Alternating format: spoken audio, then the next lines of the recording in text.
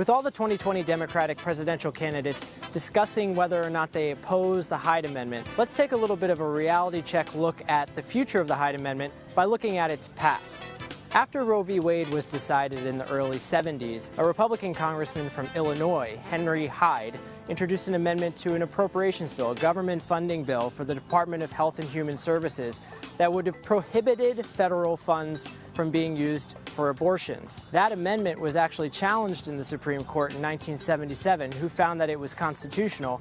And so that amendment has been included in government funding bills ever since, in one shape or form. Lawmakers from both sides of the aisle, both Democrats and Republicans, have voted yes on legislation that's included the Hyde Amendment. And presidents from both sides of the aisle have signed those bills into law.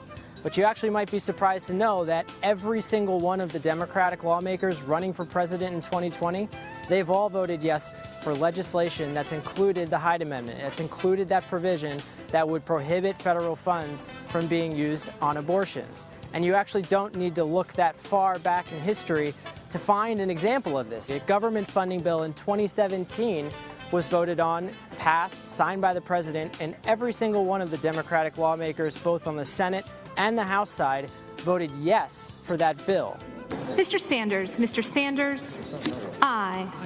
Ms. Warren, aye. Now, the bigger question here is whether or not this is something that can actually be stripped out of future government funding bills, which is what these Democrats are advocating for.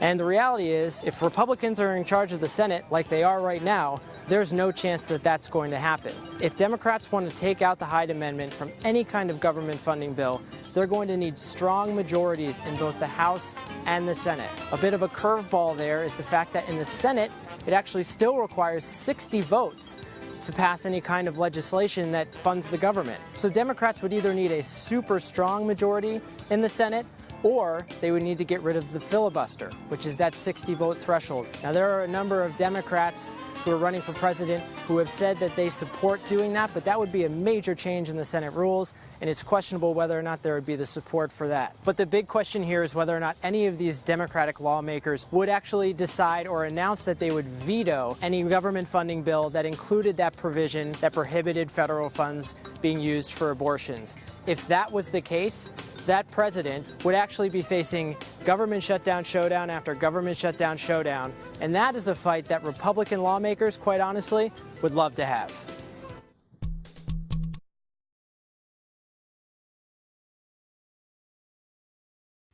Hey, NBC News viewers, thanks for checking out our YouTube channel. Subscribe by clicking on that button down here, and click on any of the videos over here to watch the latest interviews, show highlights, and digital exclusives.